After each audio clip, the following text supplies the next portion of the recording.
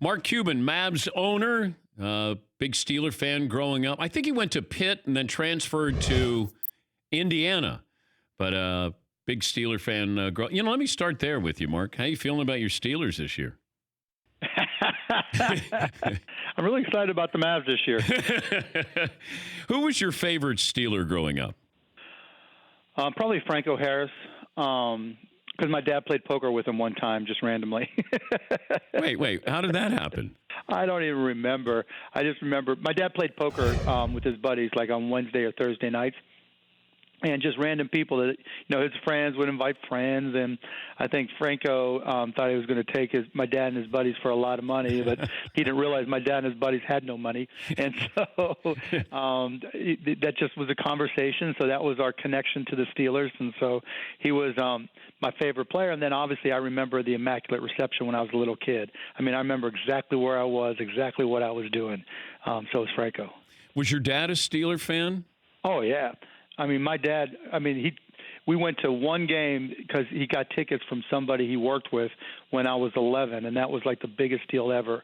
And I'll never forget walking to the game, and that was the year that we won. When I was a kid, that was before they were good, so it was the SOS, same old Steelers. And I remember we went and saw Roy Jefferson catch a touchdown pass, like the very beginning of the game. That was the last touchdown we scored, but we won, and that was the only win of the season. So, we were huge Steeler fans. Up until the day my dad died when he was 92, he was a huge Steeler fan. What was that day like when you bought the Mavs? That you told your dad you were buying the Mavs? Oh, my goodness. Indescribable. I just remember, just letting out a big scream and then when I told my dad and, it was kind of like an impetus for him to move to Dallas because my dad did upholstery on cars. So if you had a rip in a car seat, then you took it to Regency Products where my dad worked. And he still was working. And I couldn't get him to retire. And finally, that was kind of the impetus for him to retire and come down to Dallas and live and just hang out and go to Mavs games. And it was really special. Also, that moment when you make more than your dad. Do you remember that? I remember when I made more than my father, and it bothered me a little bit. Like I wasn't proud that I did. I was sad. It was weird, yeah. 'Cause I remember telling my dad I made $100,000 in the year, and he cried. Like I said, he did upholstery on cars, and I don't think he ever made more than $40,000 in a year. And it wasn't so much then that was the hard part. It was, he was dad. And so, like, if we went out to dinner, he was pulling out the credit card no matter what. And, the minute I said dad, and he just looked at me like with a death stare, like, don't even think that you're going to pay for dinner. Even when he got to the point where it was my credit card, it was still the death stare. What's the best thing you ever bought him? It wasn't any one thing. It was just him. I told him he could go anywhere he wanted to go in the world, he and my mom, and or take my brothers and sometimes. And so he loved to travel, and so he just got to go anywhere he wanted. And he went on cruises everywhere. He was Mr. Cruise. And there'd always be 20 stories. And I'd hear from people or get emails from random people who made friends with my dad. And yeah, it was. I miss him every day, but I'm just grateful that I could just do that for him. He's Mark Cuban, the Mavs owner, season 11 premiere of Shark Tank this Sunday night at 9 Eastern on ABC. Do you know more about the new tampering charges or more about the new traveling charges or rules? More about the new traveling charges. Okay. That's what I care more about. The tampering stuff, the legal, it'll evolve. Like every one of those administrative rules, it kind of evolves into the best format. And I think the tampering stuff, it wasn't as big a problem, I think, as some owners thought it was, but I think they were just trying to be proactive. And so it'll evolve into something that we all can live with. So I'm not worried about the tampering charges. The traveling thing, you had some guys who would take 30 steps in a gather, and so that's going to be better, And so it'll be interesting to see how they call it particularly, even with like Luka and his step back or Harden, it's supposed to be legal, but who knows how they'll really review it. And so, that'll be the more interesting thing. But can you monitor tampering? Like, can you really stop tampering, prevent it? It's not as prevalent. Look, there's players talking to players. There's nothing you can do there because they're going to be friends and do whatever. In terms of what owners and GMs do, that's typically driven by relationships between owner and agent, or owner and GM and agent. And so as long as the Players Association that regulates agents goes along and stays true to what was passed, then it shouldn't be a problem at all. I mean, can you monitor it? No, and that's why they're going to have the audit capabilities. But even then, I just think teams, if there's a player's agent who's talking to another GM, you're going to know right off the bat. If guys are showing up at 12:01 or 5:01, you're going to know. And so it's going to be, there'll be a period of adjustment, but I don't think it's quite as difficult to manage as people are saying. Daryl Morey, the Rockets GM, came out recently and said that he looked at Harden as the best scorer the game's ever had. I'm paraphrasing, but basically he's a better scorer than Michael Jordan. How would Jordan do in today's NBA? Oh, in today's NBA, he'd kill it. I mean, his body'd be fresh every night because there's just not you don't have Charles Oakley, you don't have Rick Mahorn knocking him on his ass every time he, went into the lane. I mean, Michael Jordan's challenge would have been to learn how to shoot three better. Yeah. And he's Michael Jordan. He would have done that, just like a lot of guys in today's game have improved their three. And so, Jordan would be averaging 40 in today's game. But Daryl's right. In today's game, as is, Harden is the better scorer because of the rules.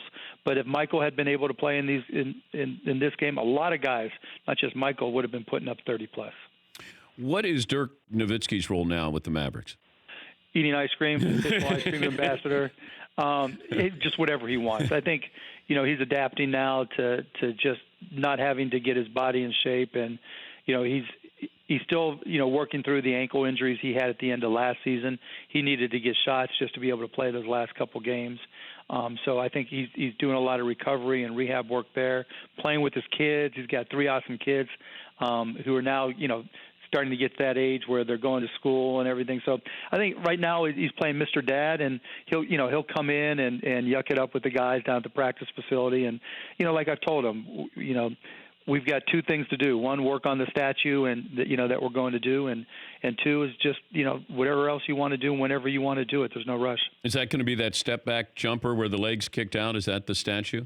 Yeah, probably, but I'll let him decide. I mean, it's been fun because I've been touring around different places, looking at statues and trying to get a feel for, sculptors who have done some cool things. And then when I get past that, I'll sit down with Dirk and we'll review all of it. When's the last time you beat one of your players one-on-one? Probably when I beat Dirk my first year. Really? Yeah, so when I first bought the team, I was a lot younger back then, and so I thought, okay, let's play one-on-one Dirk. So it's Dirk. He was just messing around with me. So I scored twice. He stopped me, and then he dunked on me, and I quit. And so I beat him 2-1. But you had 2 of the greatest shooters in the history of the game in Dirk and Nash. Yep. Did you have a chance against any of those guys if it was a shooting contest? Oh, hell, no. But one day I remember, anybody can get hot, right? I mean, I think I was 41 when I bought the team, and so, I was still playing basketball a lot more than I do now back then. And so I remember we were playing at Baylor, and Dirk and I were shooting corner threes, and I just got hot as a pistol. And everybody was watching, and we got up to like 13 and 14 in a row. And Nelly said, Nelly was our coach then. He's like, if you can't beat that old, then, you're in trouble, Dirk. And so finally he ended up beating me. But yeah, I mean, it was fun. I mean, look, one of the best parts of owning the Mavs to this day is I'll go out on the court, 3:30, 4:30 the day of a game, and I'll shoot. And, there's always guys from the other team that'll get to the court early and get shots up, and I'll be out there shooting on one half, and they'll be on the other half. And so we'll be able to yuck it up, and every now and then I'll get shots up. The last guy I did it with was Boban, and the next thing you know, he's a Mav. And so, you never know what you learn and who you get to talk to. But I remember one time Ray Allen came out, and I'm out there shooting. He's like, okay, you can shoot some. You want to shoot for money? And I'm like, no, Ray. Maybe some are going in, but I'm not stupid. What moves got more of your attention? What the Lakers did in the offseason or the Clippers?